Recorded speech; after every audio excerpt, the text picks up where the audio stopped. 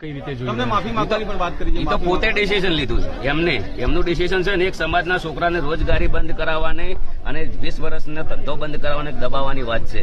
મારું પરિવાર મારું કુટુંબ છે, એમને ખબર નથી કે આ વ્યક્તિઓની કેટલી મહેનત છે. એક સમાજના છોકરાને દબાવવાની વાત કરી. એમ તો નિર્ણય મંજૂર છે તમને? નથી બિલકુલ મંજૂર. મારો કહેવાનો મિનિંગ એમ છે કે ચલો કે આ જીઓનો ટાવર છે 350 રૂપિયા ભાવ છે, કેટલો રિચાર્જનો, બરાબર. દરેક ગામની અંદર સમાજ નિર્ણય કરી કે ભાઈ તમારું ટાવર નહીં રહેવા દઈએ, 4 રૂપિયા રિચાર્જ ના કરો. નહીં થાય એમનાથી, કદી નહીં થાય. આજે નહીં થાય કાલે નહીં થાય. સમાજને તમારે અમારું ડિસિઝન લીધું છે, ભલે કશું વધુ નહીં. સમાજ બહાર છીએ ઓલરેડી અને દયા છે ગુજરાત રોમાં. હા, ડીજે વગાડશો હવે? હા, ડીજે તો વાગે ને. અનફોલો કરવાની વાત કરી છે કે ગબ્બર ઠાકોર અને બંને ભાઈઓને અનફોલો કરવા સોશિયલ મીડિયા. અનફોલો તો હવે છે વસ્તુ છે, લોકચાહનાની વાતો છે. અનફોલો તો બરાબર, લોકો જે અમારી વેદના સમજે છે એમને ખબર છે, બરાબર. કાયદેસર વાગશે. અને ઓલરેડી અમે લડ્યા તો હું ડીજે વાળા છે, સંગીતકાર છે, જે લોકોને રાત દાડો મહેનત કરી 20 વર્ષ જે સંગીતને આલ્યા છે એ લોકો માટે તો આપણે ભાઈ કરવાના જ છીએ.